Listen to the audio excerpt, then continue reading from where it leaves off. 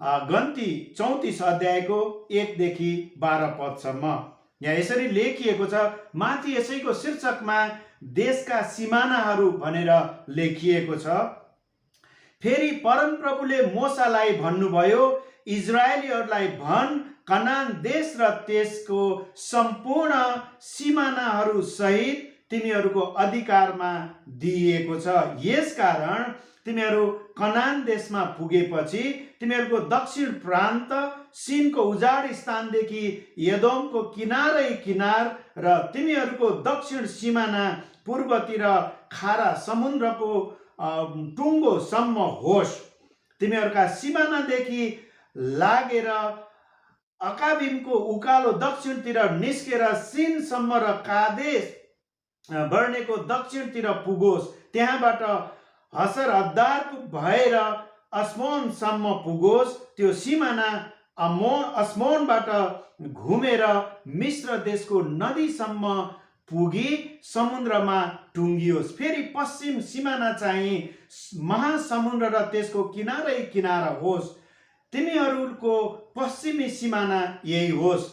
तिमीहरूको उत्तरी सिमाना यो होस्, महासमुद्रबाट होर पहाडसम्म तिमीहरूले सिमाना बाँध्नु र होर पहाडबाट हमातको घाँटीसम्म सिमाना बाँध्नु। त्यस सिमानाको टुङ्गो चाहिँ सदाद होस् र त्यो सिमाना सिप्रोनसम्म पुगोस्। त्यसको टुङ्गो चाहिँ हसर एनान होस्। तिमीहरूको उत्तरी सिमाना यही होस्। अब तिमीहरूले आफ्नो पूर्वीय सिमाना चाहिँ यसर एनानदेखि सपामसम्म बाँध्नु र त्यो सिमाना सपामदेखि तल झरेर ऐनको पूर्वपट्टि रिप्लासम्म पुगोस्। त्यो सिमाना तल झरेर किन्नेरतको समुद्रको किनारसम्म पुगोस्। तब त्यो सिमाना यर्दन नदीसम्म पुगेर खारा समुद्रमा निस्कोस्। चारैतिरका सिमाना समेत तिमीहरूको देश यही हो। आमेन। र मैले यो खण्ड एउटा दृष्टान्तको रूपमा यहाँहरूको बीचमा राख्न चाहेको हो। र प्रश्न अब यो चाहिँ मोसालाई परमेश्वरले ती जातिहरूलाई इस्रायली जातिहरूलाई डोर्याएर हिँड्नु पर्दाखेरि परमेश्वरले बोलिदिनु भएका कुराहरू हामीले यहाँ पाउँदछौँ। तर प्रश्न, तपाईँ र मेरो सिमाना कहाँसम्मको छ?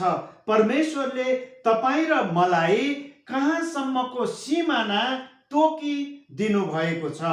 यो चाहिँ मुख्य कुरा हो। र आजको यो वचनको शीर्षक चाहिँ the goodness of God in the land of the living भन्छ। The goodness of God in the land of the living. हामीलाई बसोबास गर्नको लागि दिएको भूमिमा परमेश्वरको भलाइ। जब हामीले यो खण्डलाई, गन्तीको यो 34 अध्यायको यो पहिलो खण्डलाई हामीले हेर्दछौँ, यहाँ चाहिँ परमप्रभुले मोसालाई भन्नुभयो, इजरायलीहरूलाई भन् र एउटा आज्ञा दिनुभयो। एउटा ठाउँ, सिमानाहरू, ती मानिसहरूले, इजरायलीहरूले बसोबास गर्ने सबै सिमानाहरू तोकिदिनु भयो। तर आज तपाईँ र मेरो निम्ति, अर्थात् यसरी भनौँ, कनान मण्डलीको निम्ति परमेश्वरले तोकिदिनु भएको सिमाना के हो? हामी यसलाई यसरी हेरौँ। आज संसारभरि मानिसहरू यत्र तत्र अर्थात् जताततै घुमफिर गरिरहेका हुन्छन्। किन तपाईँ र म विभिन्न जिल्लाहरूबाट अर्थात् यो देशको विभिन्न कुना काप्चाबाट आज यो ठाउँ अर्थात् पोखरा महानगरपालिका भनौँ, अर्थात् यो प्रदेशको हिसाबले हेर्ने हो भने गण्डकी प्रदेशको अनि अन्तर्गतको कास्की जिल्लाको हामी यो क्षेत्रमा यसरी जुटेका छौँ। किन तपाईँ र म विभिन्न पेसा व्यवसायमा लागिरहेका हुन्छौँ? यसमा परमेश्वरले हामीलाई जुन ठाउँ, जुन सिमाना परमेश्वरले तोकिदिनु भएको छ, जुन काम धन्दा पेसा व्यवसाय परमेश्वरले दिनुभएको छ, त्यही ठाउँमा रहेर परमेश्वरलाई असल प्रकारले महिमा गर्नको निम्ति, उहाँको महिमाको निम्ति, उहाँलाई आदर भक्ति अनि त्यही ठाउँबाट आशिषित भएर अगाडि बढ्नको निम्ति परमेश्वरले एउटा विशेष योजना सहित जुटाउनु भएको छ। मलाई कहिलेकाहीँ एकदम गर्व लाग्छ कि हाम्रो कनान मण्डली जसरी कनान मण्डली नामाकृत भएको छ कि हामीले कनान मण्डली, तपाईहरुलाई यो कसरी बुझ्नु भएको छ? कनान मण्डली वास्तवमै एउटा आशिषित मण्डली हो। आज नेपालको विभिन्न कुना काप्चामा पुगेर गाह्रो साह्रो अप्ठ्यारो पर्दाखेरि कनान मण्डलीले, म तपाईहरुलाई यसरी पनि हाम्रो सिनियर पास्टरले जति धेरै दुःख गर्नु भएको छ त्यसको पछाडि मण्डलीको प्रार्थना, मण्डलीको लगनशीलता, धेरै कुराहरू छन्। आज नेपालको विभिन्न जिल्लामा गएर अनि मानिसहरूलाई प्राकृतिक प्रकोप पर्दा, विपत्तिहरू आउँदा, भूकम्पका कुरा हुन्, बाढी पहिरोका कुराहरू हुन्, रोगमा भोक अनिकालका कुराहरू हुँदा पनि कनान मण्डलीले एउटा ठुलो साहसका साथ अनि मानिसहरूको बीचमा सहायता पुर्याउने काम गरिराखेको छ। कनानको अर्थ मैले व्याख्या गरिराख्नु पर्दैन, दूध र मह बग्ने देश अर्थात् ठाउँ, एउटा आशिषित भूमि। सम्पूर्ण मण्डली परिवारलाई म उत्साह दिन चाहन्छु। कनान मण्डली पनि एउटा आशिषित मण्डली हो। संख्यामा हामी जतिसुकै हौं, थोरै हौं, धेरै हौं, यसको महत्त्व आफ्नो ठाउँमा छ, तर कनान मण्डली एउटा आशिषित मण्डली हो। यसमा दाबी गर्नुहोस्, प्रार्थना गर्नुहोस्, अझ धेरै कुराहरू हुन सकुन्।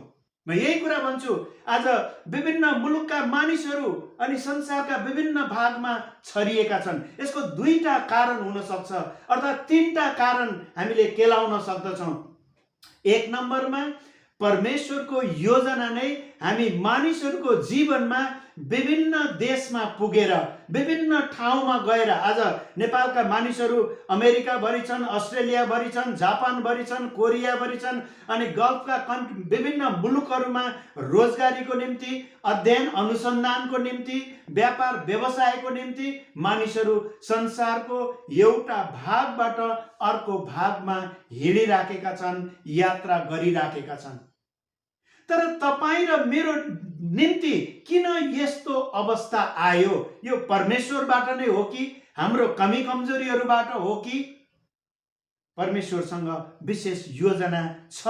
हामीले त्यसको निम्ति बुझ्नु आवश्यक छ। त परमेश्वरले तपाईं र मलाई निश्चित एउटा क्षेत्र सीमा दिनुभएको छ यो भित्र भोग चलन गर्नको निम्ति।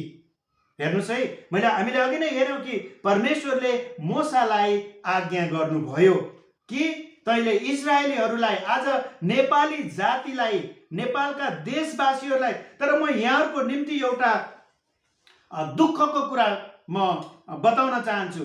हामी नेपाल एउटा स्वतन्त्र देश भन्छौं, हो, स्वतन्त्र देश। कहिल्यै पनि अरू कसैको देशमा ब्रिटिसले संसारभरि आफ्नो आधिपत्य जमाउँदाखेरि पनि स्वतन्त्र भएको देश भनेर हामीले गर्व गर्दछौं।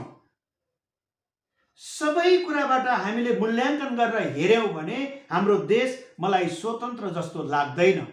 यसमा एउटा आत्मिकी तवरले हामीले बुझ्ने कोसिस गर्यौं भने यसको ठूलो अर्थ छ। हामी एक स्वतन्त्र देशका नागरिक भन्छौं, गर्व गर्छौं, तर मलाई वास्तवमै स्वतन्त्र भए जस्तो लाग्दैन। किनकि हाम्रो देशको सिमानाको कुरा गरौँ, हेरौँ, कालापानी हेर्नुहोस्, लिपुलेक हेर्नुहोस्, सुस्ता हेर्नुहोस्, काँकडभिट्टादेखि लिएर पूर्वदेखि लिएर पश्चिमसम्म जति पनि भारतसँग सिमाना जोडिएको छ, त्यहाँ हाम्रा पिलरहरू सारिएका छन्, मिचिएका छन्। हामीलाई कालापानी लिपुलेकको समस्या हामीले देखिराखेका छौं। आज त्यति मात्रै नभएर अनि नेपालको सिमानामाथि, नेपालको भूमिमाथि भारतीय हेलिकप्टरहरू उडेका छन् भनिन्छ। हामी उत्तरतर्फ हेर्यौं भने चीनसँग पनि हाम्रो सिमानामा कैयौं ठाउँमा समस्याहरू देखिँदछ।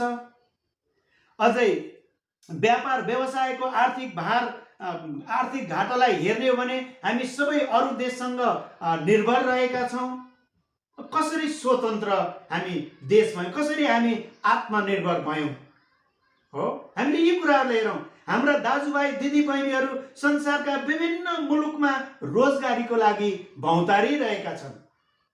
मलाई कहिलेकाहीँ यस्तो लाग्छ कि अझै हामी दासत्वमै बाँचिरहेका त छैनौँ।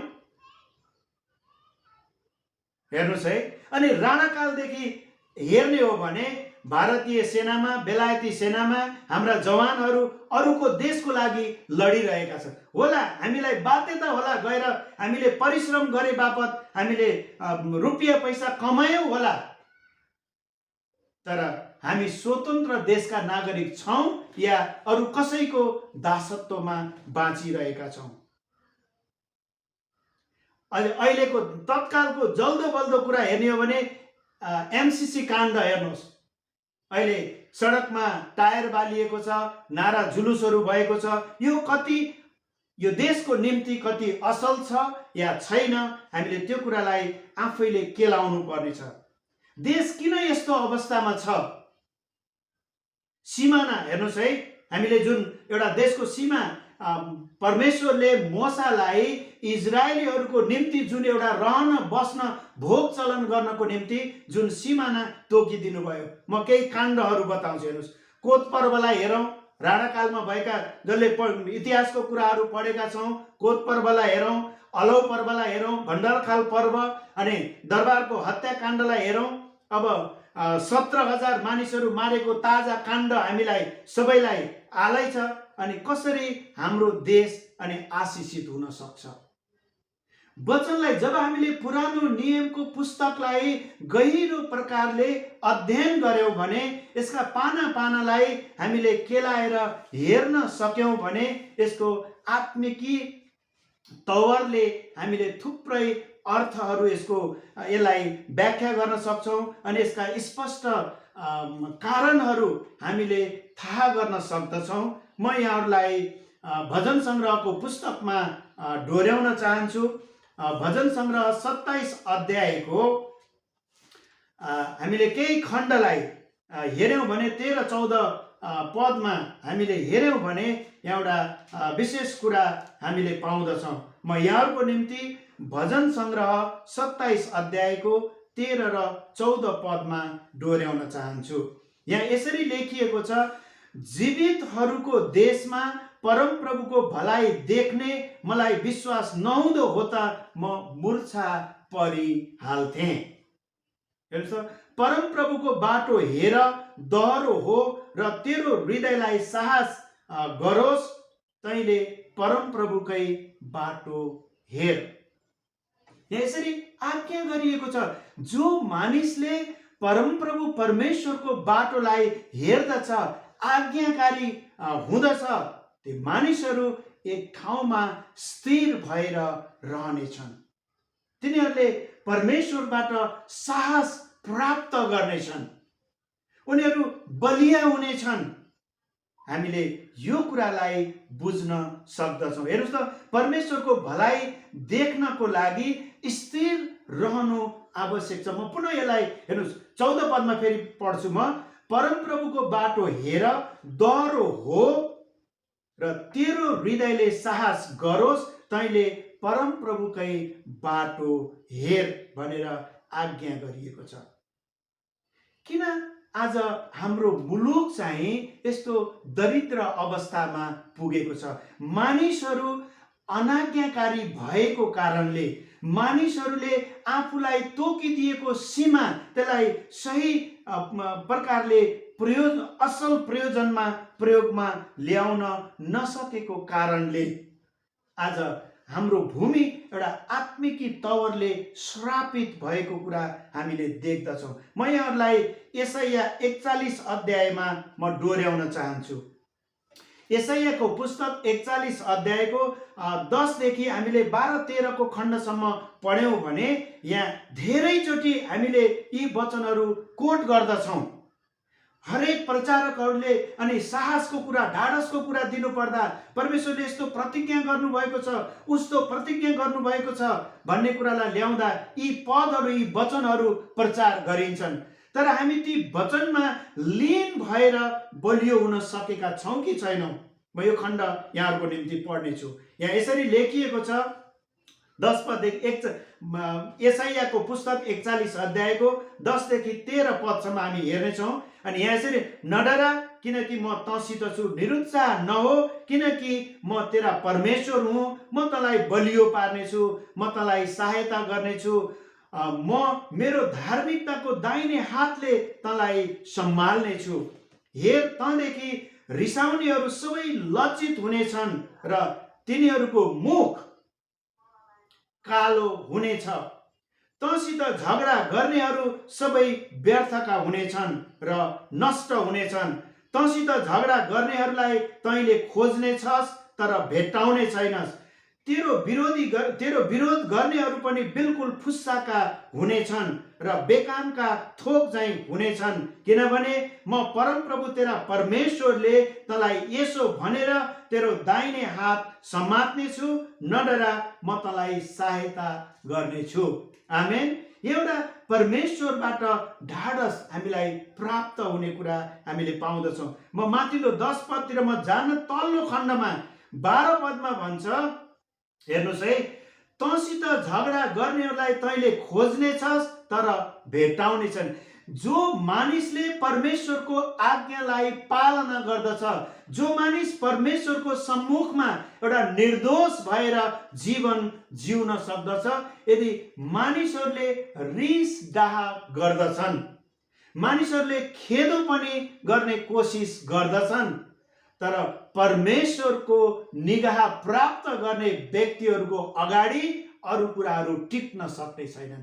ती रिस गर्ने, खेदो गर्ने, डाह गर्ने मानिसहरू उनीहरूको अगाडि उभिन सक्ने छैनन् भन्ने कुरा त्यो मलाई लाग्छ। तपाईँ हामीहरू मध्येमा पनि धेरैजनाले यो कुरा महसुस गरेका छौँ, अनुभव गरेका छौँ। मसँग यस्ता थुप्रै ताजा कुराहरू छन्।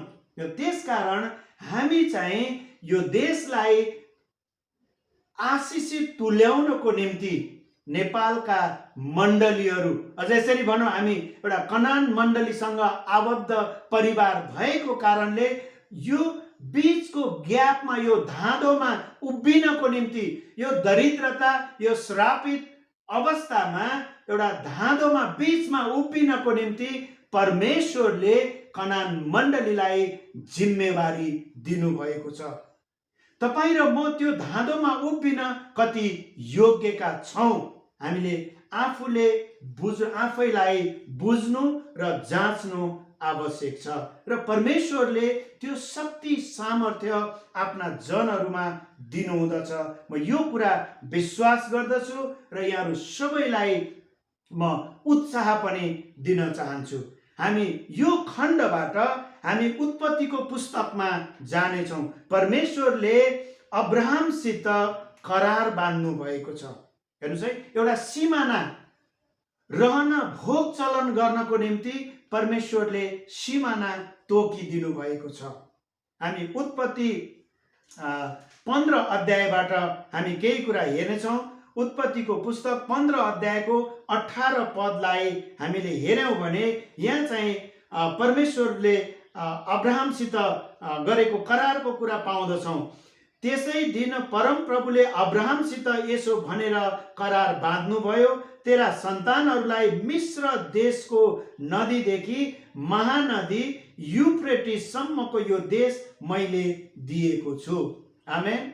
हेर्नुहोस् त, परमेश्वरले अब्राहमलाई पनि, अब्राहम परमेश्वरसँग एकदम नजिक भएर जीवन जिएका व्यक्ति थिए। हामीले धर्मशास्त्रबाट हामीले यो कुरा स्पष्ट बुझ्न सक्दछौँ। आज परमेश्वरले तपाईँ र मलाई पनि यो देश, यो भूमि भोग चलनको निम्ति दिनुभएको छ। तर यो भूमि, प्रश्न यही हो, हाम्रो भूमि आशिषित छ कि श्रापित छ? हामीले यो कुरा बुझ्नु आवश्यक छ। हेर्नुहोस् है, अब्राहमसित परमेश्वरले के करार बाँध्नुभयो भन्दा तेरा सन्तानहरूलाई मिश्र देशको नदीदेखि महानदी युफ्रेटिस सम्मको यो देश मैले दिएको छु भनेर त्यो चाहिँ भोग चलनको निम्ति दिएको छ। मैले सुरुमै प्रश्न राखेको थिएँ, परमेश्वरले हामीलाई बसोबास गर्नको लागि दिएको भूमिमा परमेश्वरको भलाइ हामीले कति उपभोग गर्न पाएका छौँ? कतै हामी तडपिएर बाँचेका छौँ कि कतै हामी एउटा आनन्दित आशिषित जीवन जिइराखेका छौँ कि हाम्रो देशको एज अ होल सम्पूर्ण रूपमा देशको समग्र स्थितिलाई हामीले केलाउने हो भने हाम्रो देशमा दुःख पीडाका कुराहरू छन्। तरै पनि परमेश्वरले तपाईँ र मलाई सुरक्षित राख्नु भएको छ। परमेश्वरले तपाईँ र मलाई अनि एउटा उहाँको महिमाको निम्ति जोगाइराख्नु भएको छ। हामी उत्पत्तिको 26 अध्यायबाट पनि थोरै कुरा हेर्नेछौँ। उत्पत्ति 26 अध्यायको 1 देखि 4 पदसम्म हामीले हेर्यौँ भने यहाँ पनि इसहाक र अबिमेलेकको करार अनि यहाँ पनि परमेश्वरले एउटा सीमा तोकिदिनु भएको छ। अब्राहमको समयमा परेको अनिकाल बाहेक देश देशमा अर्को अनिकाल पर्यो। तब इसहाक फलिस्तीहरूका राजा अबिमेलेक कहाँ गएर गरार देशमा गए औ परमप्रभुले तिनी कहाँ देखा परेर तिनलाई भन्नुभयो, मिश्रमा नजा। हेर्नुहोस् त, यहाँ मिश्रमा नजा र मैले तँलाई भनेकै ठाउँमा बस, त्यही ठाउँमा बसोबास गर र म तँसँग रहनेछु औ तँलाई आशिष दिनेछु, किनकि मैले तेरो बाबु अब्राहमसँग शपथ हालेर दिएको प्रतिज्ञा म पूरा गरेर तँलाई र तेरो सन्तानलाई यिनै देशहरू दिनेछु। तेरा सन्तानलाई आकाशको ताराहरू झैँ बढाउनेछु र तिनीहरूलाई यी सबै देश दिनेछु। तेरै सन्तानहरूमा संसारका सबै जातिहरूले आशिष पाउनेछन्। आमेन। र यसरी परमेश्वरले जुन अब्राहमलाई आशिष दिनुभयो, परमेश्वरसँग अब्राहमसँग परमेश्वरले जुन प्रतिज्ञा गर्नुभयो अर्थात् करार बाँध्नुभयो, त्यही कुरा इसहाक र अबिमेलेकसँग भएको कुरा पनि हामीले यहाँबाट पाउँदछौँ। यदि तपाईँ र मेरो घर घरानाले परमेश्वरबाट निगाह प्राप्त गर्न सक्यो भने, जसरी परमेश्वरले अब्राहमलाई भन्नुभयो तँ र तेरो घराना आशिषित हुनेछ, तँ तेरा सन्तानद्वारा नै अनि संसार आशिषित हुनेछ भन्ने कुरा आज परमेश्वरले तपाईँ र मलाई अर्थात् कनान मण्डली परिवारलाई एउटा आशिषको स्रोत हुने, आशिषको मूल हुने मौका परमेश्वरले दिइराख्नु भएको छ। यदि तपाईँ र म सचेत बन्न सक्यौँ भने, यदि तपाईँ र म परमेश्वरको आज्ञामा पालन गर्न सक्ने व्यक्ति बन्न सक्यौँ भने, परमेश्वरले तपाईँ र मलाई पनि आशिषको व्यक्ति, आशिषको स्रोत बनाउनु हुनेछ, निश्चित रूपमा बनाउनु हुनेछ। म यहाँहरूसँग अर्को एउटा कुरा जोड्न चाहन्छु। हामीले सुन्दै आएका छौँ धेरैचोटि, अनि नेपाल देशलाई हामीले यसो बातचित गर्दा यता पनि राजनीतिक अवस्था पनि भत्ताभुङ्गै देख्छौँ, सामाजिक अवस्था भत्ताभुङ्गै देख्छौँ, अनि गरिबीका कुराहरू प्रशस्तै छन्। हामीले प्रशस्त गरिबीका कुराहरू देख्दछौँ। अनि यसो हेर्दा यो हाम्रो देश चाहिँ सतीले सरापेको देश भनेर हामीले खुबै धेरै मान्छेहरूबाट यी कुरा सुन्छौँ। कहिलेकाहीँ हामी आफै पनि प्याट्ट बोलिहाल्छौँ। तर मलाई यस्तो लाग्छ, हेर्नुहोस् है, यो चाहिँ सतीले सरापेको देश चाहिँ होइन। हेर्नुहोस्, यो सतीले सरापेको होइन, तर परमेश्वरको आज्ञा उल्लङ्घन गरेर श्रापित भएको देश चाहिँ हो। यसको प्रशस्त प्रमाणहरू हामीले धर्मशास्त्रबाट पाउन सक्दछौँ।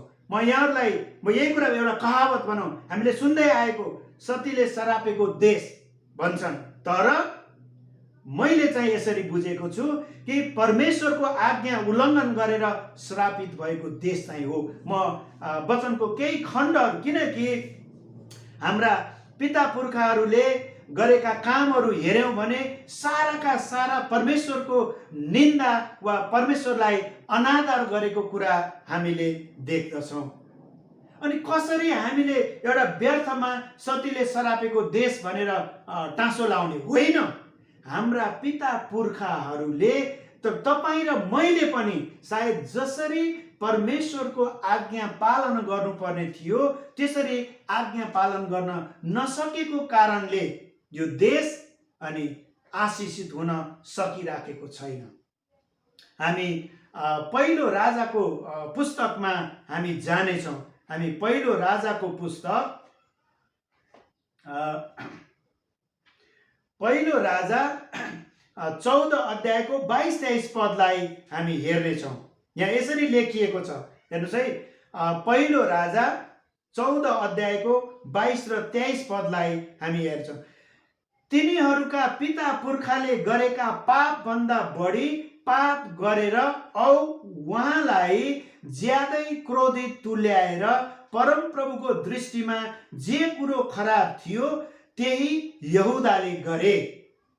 यहुदाको कुल जो थियो, अनि तिनीहरूले डाँडा डाँडाहरू हुँदो पूजा गर्ने थामहरू र आस्तारोत देवीका मूर्तिहरू सबै अग्ला अग्ला डाँडाहरूमा र झ्याम्म परेका रुखहरू मुनि खडा गरे। हेर्नुहोस् त, जुन कुरा परमेश्वरले निन्दा गर्नुहुन्थ्यो, जुन काम परमेश्वरको नजरमा घृणित थियो, मैले अघि नै भने सतीले सरापेको देश होइन, तर हाम्रा पिता पुर्खाहरूले र तपाईँ र म आफैले परमेश्वरको आज्ञालाई असल प्रकारले पालना गर्न नसकेको कारणले हाम्रा भूमिहरू श्रापित भएका छन्। हामी अरू खण्डहरू हेर्दै जानेछौँ। यहाँ यही कुरा स्पष्टै किटान गरिएको छ। तिमीहरूका पिता पुर्खाहरूले गरेका पाप भन्दा बढी पाप गरेर औ उहाँलाई ज्यादै क्रोधित तुल्याएर परमप्रभुको दृष्टिमा जे कुरो खराब थियो त्यही यहुदाले गरे। तपाईँ र मेरो पिता पुर्खाले, तपाईँ र मेरो घरानाहरूले जुन कुरा परमेश्वरको विरुद्धमा थियो त्यही काम गरेको कारण यो भूमि, यो देश अनि कलङ्कित भएको छ, श्रापित भएको छ।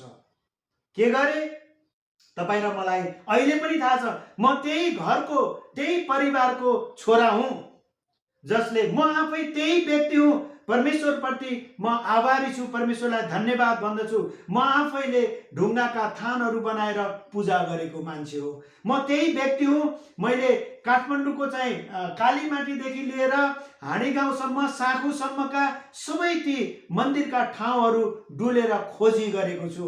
म त्यही घरको छोरा हुँ जसले भर्खरको 12-15 वर्षको अल्लारे केटा हुँदाखेरि धर्म कर्मको नाममा म हिँडेर मुक्तिनाथसम्मको यात्रा गरेको व्यक्ति हुँ। त्यसकारण हाम्रो पिता पुर्खाहरूले के गरे? हेर्नुहोस् त, तिनीहरूले डाँडा डाँडाहरू हुँदो पूजा गर्ने थामहरू र अस्तारोतका देवीका मूर्तिहरू अग्ला अग्ला डाँडाहरूमा झ्याम्म परेका रुखहरू मुनि खडा गरे। हेर्नुहोस् है, 24 पदले भन्छ अझै, त्यसभन्दा बढी खराबी तिनीहरूले यो गरे, सारा देशभरि नै पूजा गर्ने थानहरू हुँदो तिनीहरूले पुरुषगामीहरू राखे। थुप्रै थुप्रै किसिमका घिनलाग्दा कुराहरू, जुन कुरा परमेश्वरले घृणा गर्नुहुन्थ्यो त्यही कामहरू गरे। आज पनि तपाईँ र मैले कुनै पनि एउटा अग्लो अलिकति चुचुरो परेको, थुम्को परेको डाँडा देख्यो भने त्यहाँ मन्दिरहरू छन्, त्यहाँ मूर्तिहरू छन्, त्यहाँ गुम्बाहरू छन्, त्यहाँ विभिन्न देवी देवताका थानहरू, पूजा आजा गर्ने थानहरू निर्माण अहिले पनि आजको दिनसम्म पनि मानिसहरूले गरिराखेका छन्। अब तपाईँ र मैले हेरौँ कसरी तपाईँ र मेरो भूमि आशिषित हुन सक्दछ। जब मानिसहरूले परमेश्वरको विरुद्धमा गएर काम गर्दछन्, जब परमेश्वर मानिसहरूका कामदेखि घिनाउनुहुन्छ, परमेश्वरले आफ्नो मुख अर्कैतर्फ फर्काउनुहुन्छ, अनि कसरी तपाईँ र मेरो देश, यो भूमि, तपाईँ र मलाई उपभोग गर्न दिएको भूमि आशिषित हुँदछ, कसरी तपाईँ र मेरो घरमा अनि आशिषको वर्षा रहँदछ।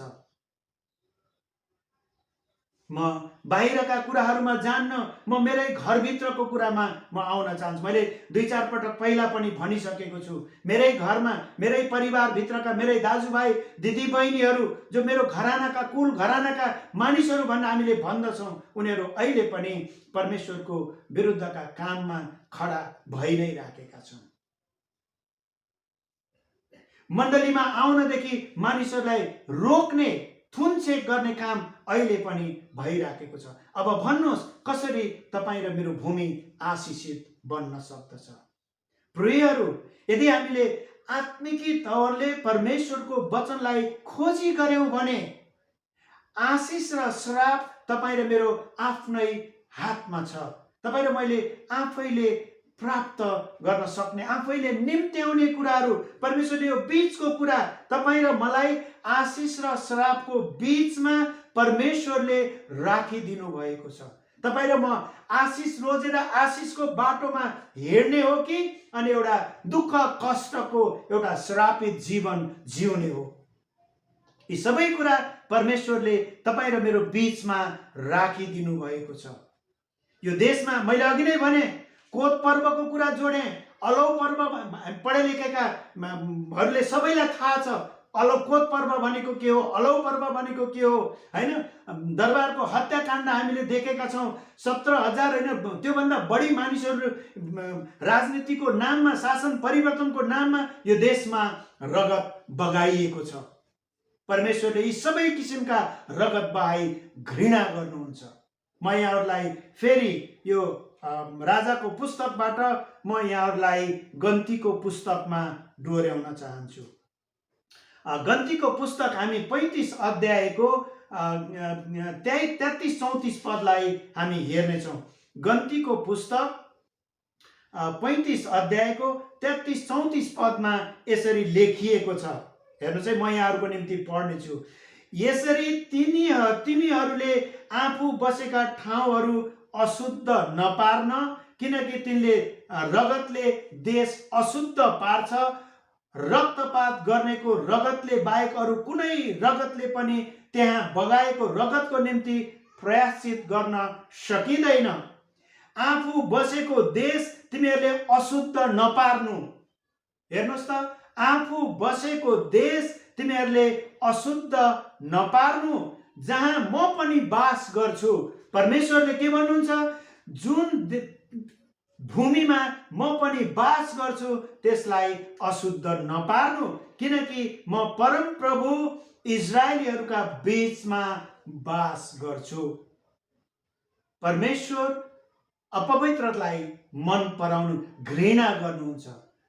परमेश्वर पवित्र हुनुहुन्छ। परमेश्वरले पवित्रताको खोजी गर्नुहुन्छ। परमेश्वर पवित्रतासँग नजिकिनुहुन्छ। र जहाँ रगत बगाइएको छ, जुन भूमि अशुद्ध पारिएको छ, अहिले हामी अर्को ठाउँमा पनि हेर्नेछौँ कि पृथ्वी पनि मानिसहरूको पापको कारण श्रापित भएको छ भनेर हामीले वचनमा ती कुराहरू पनि पाउँदछौँ। म फेरि यो पदलाई, यो गन्तीको पुस्तक 35 अध्यायको 33-34 पद म फेरि यहाँहरूको निम्ति पढ्नेछु। यदि यहाँहरूलाई इच्छा लाग्छ भने यी वचनहरू नोट गरेर राख्नुहोस्, पढ्नुहोस्, प्रार्थना गर्नुहोस्। परमेश्वरले तपाईलाई यसका अर्थहरू खोलिदिनुहुनेछ। यसरी तिमीहरूले आफू बसेको ठाउँहरू अशुद्ध नपार्न, किनकि रगतले देश अशुद्ध पार्छ। रक्तपात गर्नेको रगतले बाहेक अरू कुनै रगतले पनि त्यहाँ बगाएको रगतको निम्ति प्रायश्चित गर्न सकिँदैन। आफू बसेको देश तिमीहरूले अशुद्ध नपार्नु, जहाँ म पनि बास गर्छु, किनकि म परम प्रभु इजरायलीहरूका बीचमा बास गर्छु भनेर परमप्रभु परमेश्वरले भन्नुहुन्छ। हेर्नुहोस्, म फेरि अघिको कुरा दोहोऱ्याएँ। मैले के भने? हाम्रो देश काण्डै काण्डले भरिएको देश हो। मैले भने कोत पर्वका कुरा, अलौ पर्व, भण्डारखाल पर्व, हाम्रो दरबार हत्याकाण्ड हामी पछिल्लो पुस्तामा जन्मेकालाई समेत थाहा छ कि अनि 2052 सालदेखि 2063 सालसम्म कति मानिसहरूको, कैयौं निर्दोष मानिसहरूको रगत यो देशमा बगेको छ। हाम्रा पिता पुर्खादेखि अहिलेको पुस्तासम्मले विभिन्न ठाउँमा परमेश्वरको निन्दाका कामहरू गर्न छोडेका छैनन्। अनि कसरी तपाईँ र मेरो भूमि आशिषित बन्न सक्छ? त्यसकारण तपाईँ र मैले भने अघि नै, कनान मण्डली यो धाँधोमा उभिएर प्रार्थनामा खडा हुनु आवश्यक छ। देश आशिषित हामी जहिले पनि असल कुरा, सकारात्मक सोच्ने, परमेश्वरप्रति भरोसा गर्ने व्यक्तिहरूको प्रार्थना परमेश्वरले सुन्नुहुन्छ। म यहाँहरूलाई अझ एउटा यशायाको पुस्तकमा डोर्याउन चाहन्छु। यशायाको पुस्तक हामीले 1 अध्यायमा हामीले हेर्यौं भने यहाँ एउटा गहिरो कुरा हामीले पाउँदछौँ है। यशाया 1 अध्यायको हामी 12 देखि हामी केही पद यहाँ हेर्नेछौँ। यशायाको पुस्तक 1 अध्यायको 12 देखि 16 पद म यहाँहरूको निम्ति पढ्नेछु। यहाँ यसरी लेखिएको छ, जब तिमीहरू मेरो सामने आउँछौ, तिमीहरूले चढाएका यी थोकहरू कसले चाहन्छ र? तिमीहरू केवल मेरा आँगनहरू खुट्टाले दलीमली गर्न मात्र आउँछौ। तपाईँ र मेरो निम्ति यहाँ प्रश्न छ। डरलाग्दो कुरा छ। तपाईँ र म मण्डली जाने व्यक्तिहरू त भएका छौँ। आज नेपालको हरेक कुना काप्चामा 77 जिल्लामा मण्डलीहरू, विभिन्न सानो ठुलो विभिन्न अवस्थामा मण्डलीहरू छन्। तर वचनले के भन्छ? जब तिमीहरू मेरो सामने आउँछौ, तिमीहरूले चढाएका यी थोकहरू कसले चाहन्छ र? तिमीहरू केवल मेरो आँगनहरू खुट्टाले दलीमली गर्न मात्र आउँछौ। मानिसहरू मण्डली जाने पनि छन्, प्रार्थना गर्नेहरू पनि छन्, तर मेरो आँगन भनेको मण्डली शुद्ध हृदयले अनि परमेश्वरको मा भक्ति भावले मात्र होइन। वचनले के भन्छ? तिमीहरूको खुट्टाले दलीमली गर्न, फोहोर पार्न मात्रै तिमीहरू आउँदछौ भनेर यहाँ इङ्गित गरिएको छ। हेर्नुहोस् है, 13 पदले भन्छ, अबदेखि व्यर्थका अन्न बलि नल्याऊ, धूप त मेरो निम्ति घिनलाग्दो हो।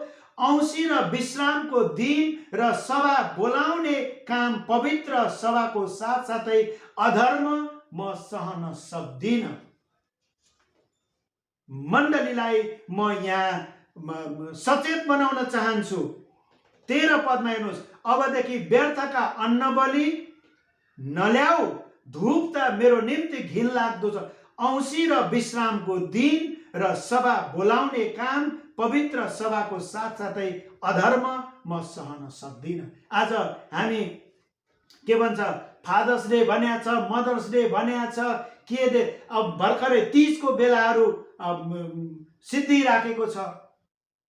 अनि हाम्रा मण्डली भित्र पनि दशैंको, हिन्दूहरूले मान्ने चाड दशैं आउँदछ, दशैंका कार्यक्रमहरू मनाइन्छ। कसरी मनाइन्छ? तीज आउँदछ, तिहार आउँदछ, औँसी पूर्णिमाहरू आउँदछन्। हाम्रा मानिसहरू, म यो कुरा यहाँहरूलाई स्पष्ट जनाउन चाहन्छु, हाम्रा मण्डलीहरू परमेश्वरलाई नचिनेका मानिसहरूको कुरै छोडौं। उनीहरूलाई थाहा छैन, उनीहरूलाई दोष नलगाऊ। र परमेश्वरलाई चिनेका व्यक्तिहरू पनि आज परमेश्वरको वचनसँग सम्झौता गरेर गलत संस्कारहरू मण्डलीभित्र, हाम्रा घर परिवारभित्र प्रवेश गरिराखेको छ। यदि तपाईँ र मैले परमेश्वरलाई चिनेर पनि परमेश्वरको वचन अनुसारको एउटा संस्कार हामीले एउटा इसाई परिवारले अवलम्बन गर्नुपर्ने संस्कारलाई हामीले अवलम्बन गर्न जानेनौँ भने हाम्रा घर परिवारहरू आशिषित बन्न सक्दैनन्। हामीले होसिया गम्भीर प्रकारले हेर्नुपर्ने कुरा यहाँ छ। हेर्नुहोस् है, र 14 पदले भन्छ, तिमीहरूका औँसीका दिनहरू र ठहराइएका चाडहरूलाई मेरो हृदयले घृणा गर्छ। तपाईँ र मैले संसारले मान्दै आएका चाड पर्वहरू तीसँग तपाईँ र मेरो अनि नजिकपना अर्थात् सामिप्यता के रहन सक्छ, हामीले त्यसलाई कसरी चलाइराखेका छौँ, अवलम्बन गरेका छौँ। ती त मेरो निम्ति भार भएका छन्, ती बोक्दा म थाकेको छु। हेर्नुहोस् त, मानिसहरूले प्रभु भन्छौँ हामी अगाडि आउँछौँ, तर पुराना कैयौँ कुराहरूलाई हामीले सँगसँगै बोकेर ल्याइराखेका हुँदछौँ। तिमीहरूले प्रार्थनामा आफ्ना हात पसार्दा, डरलाग्दो कुरा यहाँनिर छ प्रियहरू, 15 पदमा हामीले ध्यान दिएर हेरौँ। तिमीहरूले प्रार्थनामा आफ्ना हात पसार्दा म मेरो मुख तिमीहरूदेखि अर्कोतिर फर्काइदिनेछु, फर्काउनेछु। तिमीहरूले ज्यादै प्रार्थना गर्दा पनि म सुन्ने छैन, तिमीहरूका हात रगतले भरिएका छन्। तपाईँ र मेरो निम्ति एउटा चेतावनीको वचन यहाँनिर छ। तपाईँ र म प्रार्थना गर्ने भन्छौँ, हामी बिहान उठेदेखि प्रार्थना गर्ने, सुत्ने बेला पनि प्रार्थना गरेर सुत्ने भन्छौँ, काम गर्दा प्रार्थना गर्ने भन्छौँ, बाटोमा हिँड्दा यात्रा गर्दा प्रार्थना गरेर यात्रा गर्ने भनेर हामीले भन्दछौँ।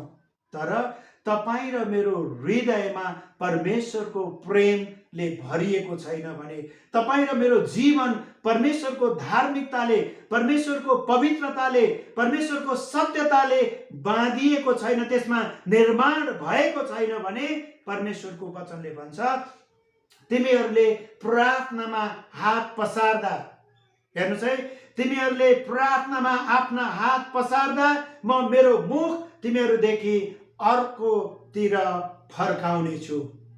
यदि तपाईँ र म समस्याग्रस्त भएर गइराखेका छौँ भने, यदि तपाईँ र म हाम्रो जीवनमा विभिन्न किसिमका रोग व्याधिले, विभिन्न किसिमका अभावहरूले, निराशा नैराश्यताले तपाईँ र मेरो जीवन चलिराखेको छ भने कतै परमेश्वर तपाईँ र मदेखि नाराज त हुनुहुन्न? सोधौँ, प्रार्थनामा आजको यो वचनलाई मनन गरेर हेरौँ, प्रार्थनामा सोधौँ, प्रभु के तपाईँ मसँग खुसी हुनुहुन्छ? प्रभु कतै तपाईँको नजरमा म घिनलाग्दो व्यक्ति त छैन? तपाईँ र मैले होसियारीपूर्वक यी कुराहरूलाई खोजी गर्नु आवश्यक छ। यदि त्यसरी हामीले खोजी गर्न सक्यौँ भने परमेश्वरले फेरि क्षमा गर्नुहुन्छ, छुटकारा दिनुहुन्छ, तपाईँ र म एउटा आशिषको व्यक्ति बन्ने अवसर परमेश्वरले दिनुहुँदछ। म अझै तल पढ्छु, तिमीहरूका हात रगतले भरिएका छन्। 16 पदले भन्छ, आफूलाई धोएर चोखो पार, मेरो सामनेबाट तिमीहरूका दुष्टै फालिदेऊ, खराबी गर्न छोड। आमेन। हेर्नुहोस् है, तर तपाईँ र मलाई अहिले पनि त्यो अवसर परमेश्वरले दिनुहुन्छ। हिजोको दिनसम्म के भयो त्यसलाई बिर्सेर आजको दिन पनि यदि परमेश्वरको नजरमा तपाईँ र मैले एउटा राम्रो कुरा राम्रो जीवन जिउन जानेका छैनौँ, परमेश्वरको नजरमा हाम्रा जीवनहरू घिनलाग्दा छन्, फोहोरी देखिन्छन् भने अझै पनि हामीलाई के छ, म 16 पदलाई फेरि दोहोऱ्याउन चाहे, आफूलाई धोएर चोखो पार, आफूलाई धोएर चोखो पार, मेरो सामनेबाट तिमीहरूका दुष्टै फालिदेऊ, खराबी गर्न छोड भनेर हामीलाई एउटा अवसर परमेश्वरले अहिले पनि दिइराख्नु भएको छ। हामीले आफूलाई परमेश्वरको नजरमा निर्दोष साबित गर्न सक्यौँ भने अनि प्रशस्त, तब मात्र हाम्रा मण्डलीहरू आशिषित हुनेछन्। तब मात्र कनान मण्डली, आशिषको मण्डली अरू मानिसहरूलाई, यो देशलाई अरू राष्ट्र जाति जातिहरूको बीचमा गएर आशिषित तुल्याउने मण्डली बन्न सक्नेछ। अनि यो देशको निम्ति परमेश्वरले यस्ता योद्धाहरू, जनहरू खडा गर्न चाहनुहुन्छ। हामी अझै एउटा हामी व्यवस्थाको पुस्तकमा हामी जानेछौँ। म यहाँहरूलाई परमेश्वरले आशिष र श्राप हाम्रै बीचमा, मैले अघि नै पनि यो कुरा बोलेको थिएँ, म वचनलाई नै यो ठाउँमा जोड्न चाहन्छु। हामी व्यवस्था 30 अध्यायको 19 र 20 पदलाई हामी हेर्नेछौँ। व्यवस्थाको पुस्तक 30 अध्यायको 19 र 20 पद म यहाँहरूको निम्ति पढ्नेछु।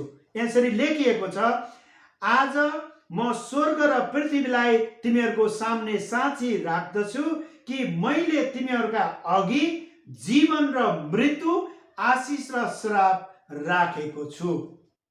मैले अघि नै भने, हामी आशिषित जीवन जिउने कि एउटा दुःख कष्टको अर्थात् एउटा सुक्खा जीवन, उजाड स्थानको जीवन अर्थात् श्रापको जीवन जिउने, यो तपाईँ र मलाई परमेश्वरले जिम्मामा छोडिदिनु भएको छ। यही कुरा हो, आज म स्वर्ग र पृथ्वीलाई तिमीहरूको सामने साँची राख्दछु कि मैले तिमीहरूका अघि जीवन र मृत्यु, आशिष र श्राप राखेको छु।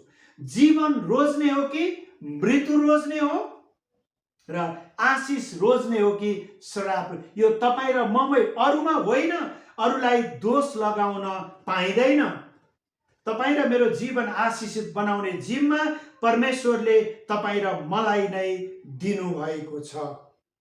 हेर्नुहोस् है, तिमीहरू रोज, यसकारण जीवन नै रोज र तिमीहरूका भावी पुस्ता जिउनेछौ। वचनले भन्दछ, असल कुरा नै खोज, असललाई नै रोज।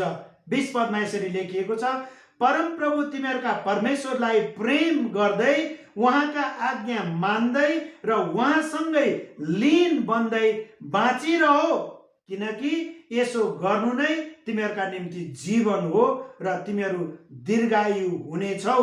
औ तिमीहरूका पुर्खा अब्राहम, इसहाक र याकुबसित परमप्रभुले तिमीहरूलाई दिने प्रतिज्ञा गर्नुभएको देशमा तिमीहरू निवास गर्नेछौ। आमेन। जुन कुरा परमेश्वरले प्रतिज्ञा गर्नुभएको थियो हो, अब्राहमसँग, इसाकसँग, याकुबसँग, सारा इजरायलीहरूसँग, तपाईँ र ममा पनि आज त्यही प्रतिज्ञा परमेश्वरले गरिराख्नु भएको छ। मैले यो सबै खण्डलाई गइन, फेरि पनि 19 पदको म बीचको भागमा हेर्नुहोस् त, वचनले भन्छ कि मैले तिमीहरूका लागि जीवन र मृत्यु, दुईटा कुरा, जीवन वा मृत्यु हो, आशिष वा श्राप, कुन चाहिँ हाम्रो निम्ति असल छ। वचनले भन्छ तिमीहरू जीवन रोज, आशिष रोज। तिमीहरूका परमेश्वरमा लीन हुनु भनेको परमेश्वरलाई अवलम्बन गर्नु, हृदयङ्गम गर्नु, स्वीकार गर्नु र अझै दीर्घायु। हेर्नुहोस् है, 20 पदको 20 भागमा भन्छ, तिमीहरूका निम्ति जीवन हो, तिमीहरू दीर्घायु हुनेछौ, अनि तिमीहरूका पुर्खा अब्राहम, इसाक र याकुबसित परमप्रभुले के गर्नुभएको प्रतिज्ञा तिमीहरूमा पनि लागू हुनेछ भनेर परमेश्वरले हामीलाई, यसरी परमेश्वरले आशिष र श्रापको कुरा अनि जीवन र मृत्युको कुरा तपाईँ र मेरो बीचमा छोडिदिनु। अब रोजाइ तपाईँ र ममा छ, आशिषको जीवन, श्रापित जीवन, दुःख कष्टको अर्थात् उजाड स्थानमा रहने जीवन, त्यो चाहिँ परमेश्वरले तपाईँ र मलाई नै छोडिदिनु भएको छ। यी कुरा हामीले बुझ्नु आवश्यक छ। म अझै यहाँहरूलाई अर्को खण्डमा म छोटो प्रकारले यो धेरै समय फेरि मलाई जहिले पनि बढी समय लाग्ने, थोरै समयले पुग्दैन, अनि यहाँहरूले आशिषित हुनुहुन्छ भन्ने म त्यो पनि विश्वास गर्दछु। म यहाँहरूलाई यशायाको पुस्तकमा डोर्याउन चाहन्छु। यशाया 24 अध्यायको हामीले केही खण्डलाई लियौँ भने यहाँ चाहिँ एउटा स्पष्ट कुरा यशाया 24 अध्यायको 1 देखि 6 पदसम्म हामीले यहाँ पढ्यौँ भने धेरै कुराहरू पाउँदछौँ। म छिट्टो गरेर पढ्नेछु। यहाँ संसारको इन्साफ भनेर माथि लेखिएको पनि छ। हेर, परमप्रभुले पृथ्वी शून्य र उजाड पार्नुहुन्छ र त्यसलाई उथल पुथल पारेर त्यहाँका बासिन्दाहरूलाई तितर बितर पार्नुहुनेछ। जस्तो यजमानको दशा हुन्छ त्यस्तै पुजारीको पनि हुन्छ, जस्तो दासको त्यस्तै मालिकको, जस्तो दासीको त्यस्तै मालिकनीको, जस्तो किन्नेको त्यस्तै बेच्नेको, जस्तो ब्याज लिनेको त्यस्तै ब्याज दिनेको दशा हुनेछ। पृथ्वी बिल्कुलै शून्य र उजाड हुनेछ, किनकि परमप्रभुले नै यो कुरा भन्नुभएको छ। पृथ्वीले विलाप गर्छ र त्यो ओइलाइहाल्छ, संसार खिन्न हुन्छ र त्यो ओइलाइहाल्छ, पृथ्वीका आदरणीय मानिसहरू खिन्न हुन्छन्। हेर्नुहोस् है, यहाँ धेरै कुराहरू भनिएको छ। 5 पदले भन्छ, पृथ्वी पनि त्यसमा रहने मानिसहरूको कारण अपवित्र भएको छ, किनकि तिनीहरूले व्यवस्था उल्लङ्घन गरे, धार्मिक विधानहरू बदले र सदा सर्वदाको करार भङ्ग गरे। यसकारण शरापले पृथ्वीलाई भस्म गर्छ र त्यसका बासिन्दाहरूले दोषको दण्ड भोग्नेछन्। यसै कारण पृथ्वीका बासिन्दाहरू डढाइए र थोरै मानिसहरू मात्र बाँकी रहे। प्रियहरू, तपाईँ र मैले चाहिँ होसियारी हुनुपर्ने, गर्नुपर्ने कुरा यहीँनिर छ। म सबै कुरा पढ्दिनँ, हामी हरेकले वचन पढेका छौँ। सायद तपाईहरूले पनि यही वचन धेरै पटक अध्ययन गर्नुभयो होला। म एउटै कुरामा जोड दिन चाहन्छु। 5 पदले भन्छ, पृथ्वी पनि त्यसमा रहने मानिसहरूको कारण अपवित्र भएको छ। अरूले होइन, मानिसहरूले नै। यो भूमि श्रापित पार्ने पनि तपाईँ र म नै हौँ, आशिषित पार्ने पनि तपाईँ र म, यो भूमिलाई श्रापित पार्ने पनि तपाईँ र म। अब तपाईँ र मैले कस्तो कर्म गरेका छौँ, यहीँनिर प्रश्न चिन्ह हो। 5 पदले भन्छ, पृथ्वी पनि त्यसमा रहने मानिसहरूको कारण अपवित्र भएको छ, किनकि तिनीहरूले व्यवस्था उल्लङ्घन गरे, तिनीहरूले बदले। परमेश्वरले जुन विधि विधान, परमेश्वरले यो गर्नु त्यो नगर्नु भनेर तोकेका सीमाहरू मानिसहरूले बदले। हाम्रा पिता पुर्खाहरू अनाज्ञाकारी भए। तपाईँ र म पनि परमेश्वरलाई नचिनेका मानिसहरूको कुरै छोडौँ, परमेश्वरलाई चिनेका व्यक्तिहरू पनि हामी आज्ञाकारी हुन जुन प्रकारले आज्ञाकारी हुनु पर्थ्यो, जुन प्रकारले परमेश्वरको सम्मुखमा निर्दोष हुनु पर्थ्यो, त्यसरी तपाईँ र म पनि जीवन जिउन नसकेको कारण सायद यी कमी कमजोरी हामीले घटाउनु आवश्यक छ। र त्यसकारण आफूले आफैलाई जाँच्नु आजको आवश्यकता हो कि तपाईँ र मैले अरूलाई दोष नलगाऊँ, हामी आफूले आफ्नै जीवनलाई हेरौँ, परमेश्वरलाई सोधौँ, प्रभु मेरो जीवनमा भएका अझै के खराबीहरू मलाई सहायता गर्नुहोस्, मलाई ज्ञान बुद्धि दिनुहोस्, मलाई त्यो शक्ति सामर्थ्य दिनुहोस्, ताकि म सबै तपाईको नजरमा भएका घटी कमीहरूलाई त्यागेर छोडेर तपाईको सम्मुख निर्दोष भएर प्रार्थना गर्न सकौं। हामीले अघि नै हेरेका छौं कि यशायाको पुस्तकमा तिमीहरूले प्रार्थनामा हात पसार्दा म अर्कैतिर मेरो मुख मोड्ने छु भनेको कुरा हामीले हेरेका छौं। त्यस्तो अवस्था तपाईं र मेरो जीवनमा नआओस् भनेर हामीले प्रार्थना गर्नु आवश्यक छ। म यहाँहरूलाई लेवीको पुस्तकमा डोर्याउन चाहन्छु। लेवीको पुस्तकको 18 अध्यायको हामीले 24, 25, 26 पदलाई हेर्यौं भने अनि यहाँ पनि आफैलाई अशुद्ध नपार भनेर आज्ञा गरिएको छ। म लेवीको पुस्तक 18 अध्यायको 24 पदबाट म पढेँ। यस्ता सबै कामहरूद्वारा तिमीहरू आफैलाई अशुद्ध नपार, म तिमीहरूका सामनेबाट जुन जातिहरूलाई निकाल्दैछु तिनीहरू सबै कुरामा नै अशुद्ध भएका छन्। त्यसरी नै त्यो देश अशुद्ध भएको छ। औ मैले त्यसमाथि त्यसको अधर्मको दण्ड उठाएँ र देशले आफ्ना बासिन्दाहरूलाई उकेलेर फ्याँकिदियो। यसकारण चाहे स्वदेशी होस्, चाहे तिमीहरूका मध्यमा प्रवास गर्ने परदेशी होस्, तिमीहरूले मेरा विधि विधानहरू पालना गर्नु र यस्ता घिनलाग्दा कामहरू नगर्नु। हेर्नुहोस् त, यहाँ चाहिँ तपाईँ र मलाई एउटा विशेष आज्ञा गरिएको छ। चाहे हामी यही देशमा बसौँ, चाहे भारतमा बसौँ, चाहे यो पृथ्वीको जुनसुकै कुनामा गएर बसे पनि, जुनसुकै सिमानामा हामीलाई परमेश्वरले रहन, बस्न, उपभोग गर्न दिनु भए पनि वचनले के भन्छ?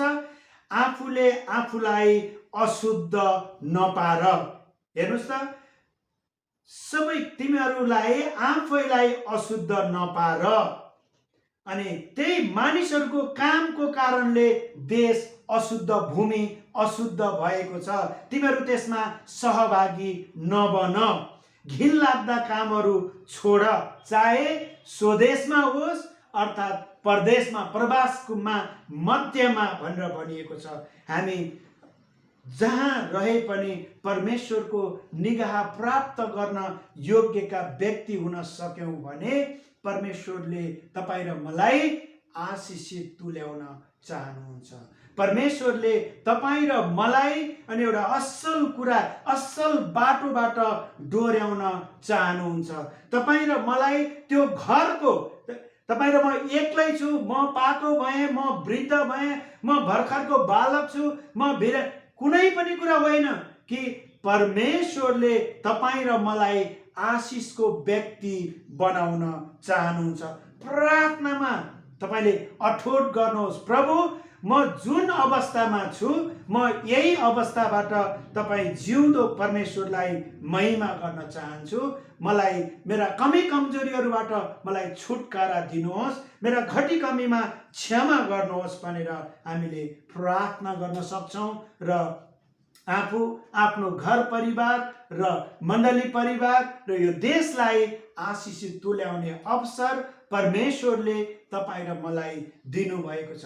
हामीले सुरुमै हामीले गन्तीको पुस्तकमा एउटा सिमाना, परमेश्वरले जुन मोसालाई ती मानिसहरूलाई दिएको टेरिटोरी, एउटा क्षेत्र थियो, ठिक त्यही प्रकारले आज परमेश्वरले तपाईँ र मलाई, हामीलाई विभिन्न पेसा दिनुभएको छ।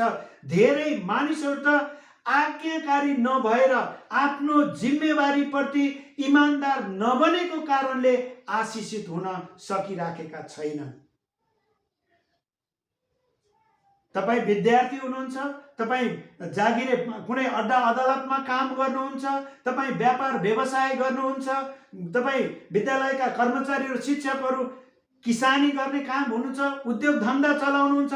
यदि हरेक मानिसले परमेश्वरको प्रेमलाई बुझ्न सक्यो भने र त्यो परमेश्वरले दिएको जिम्मेवारीमा इमानदार बन्न सक्यो भने आशिष त्यहीँबाट सुरुवात हुँदछ। म अन्त्यमा दोस्रो इतिहासको 7:14 पद, कतिजनालाई कन्ठै छ यो पद, मैले यदि बाइबल नहेरिकन पढ्नुहोस् भने कतिजनाले भन्न पनि सक्छौँ। म यो खण्डलाई अन्तिममा जोड्न चाहन्छु। दोस्रो इतिहासको पुस्तक 7 अध्यायको 14-15 पदमा यहाँ यसरी लेखिएको छ, यदि मेरो आफ्नै नाउँ दिएको मेरो प्रजाले म प्रति अर्पण गरेर प्रार्थना गर्छ र मलाई खोजेर आफ्ना दुष्ट चालहरूबाट फर्कन्छ, तब म स्वर्गबाट तिनीहरूको प्रार्थना सुन्नेछु र तिनीहरूका पाप क्षमा गर्नेछु र तिनीहरूको देशलाई म फेरि अघिको जस्तै स्वस्थ पार्नेछु। आमेन। जुन हामीले कनान मण्डली, कनान देश, कनानको भूमि, जुन एउटा आशिषित भूमि जहाँ दुध र मह बग्ने देश भनेर हामीले जान्दछौँ, म यो कुरालाई फेरि यशायाको पुस्तकमा लगेर रिलेट गर्न चाहन्छु। हामीले अघि नै हेर्यौँ कि तिमीहरूले प्रार्थनामा हात पसार्दा म तिमीहरूको प्रार्थना सुन्ने, म अर्कैतिर मेरो मुख फर्काउने छु। तर यदि हामीले सबै किसिमका अधर्महरू, परमेश्वरको नजरमा घिनलाग्दा कुराहरूलाई छोड्न सक्यौँ, टकटक्याउन सक्यौँ, हामी त्यहाँबाट त्यो दलदलबाट, घिनलाग्दो कुराको दलदलबाट उम्केर आउन सक्यौँ भने तपाईँ र मेरो प्रार्थना परमेश्वरले सुन्नुहुन्छ। तपाईँ र मेरो घर परिवारलाई परमेश्वरले निको पार्न चाहनुहुन्छ। तपाईँ र मैले गरेका काम धन्दालाई परमेश्वरले प्रशस्त आशिषित तुल्याउन चाहनुहुन्छ। परमेश्वरले तपाईँ र मेरो देशलाई, तपाईँ र मैले टेकेको भूमिलाई आशिषित तुल्याउन चाहनुहुन्छ।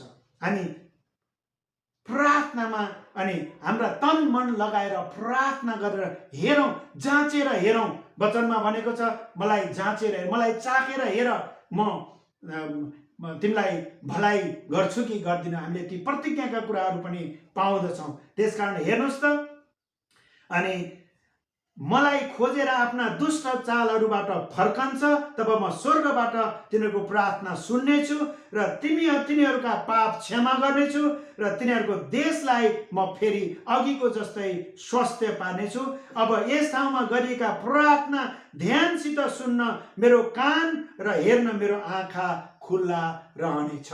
आमेन। अघि हामीले अर्को ठाउँमा हेर्यौँ, जब मानिस घिनलाग्दो भयो भने परमेश्वरले अझै यर्मियाको पुस्तकमा त यसो भनेर लेखिएको छ, यदि तिमीहरूले म प्रति फर्केर प्रार्थना गर्दा म मेरो मुख होइन, म तिमीहरूलाई पिठ फर्काइदिनेछु भनिएको छ। यदि मानिसले आफूलाई सुधारेन भने, यदि मानिस पश्चातापी भएर परमेश्वरसँग क्षमा मागेर फर्केन भने, फर्किन जानेन भने परमेश्वरले हेर्नुहुन्न, परमेश्वरले टिठाउनुहुन्न। यी कुरामा हामी सचेत बन्नु आवश्यक छ।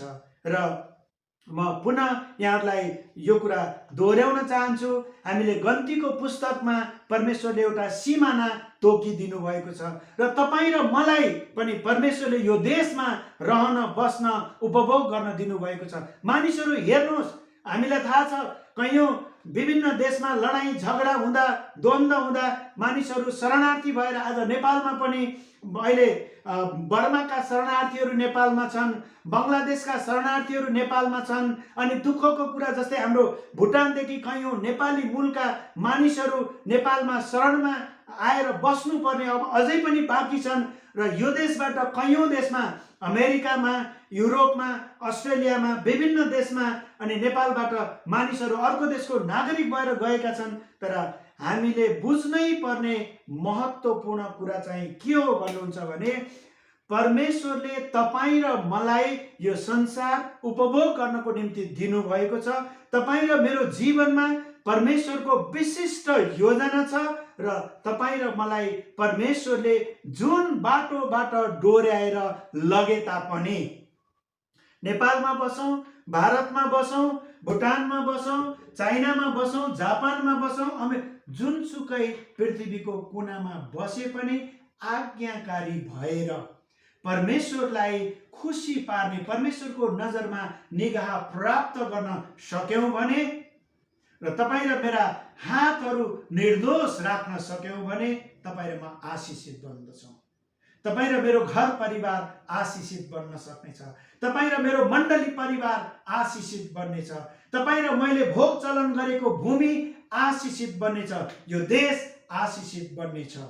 तपाईँ र मेरो कारण मानिसहरू, जाति जातिका मानिसहरू आशिषित बन्न सक्नेछन्।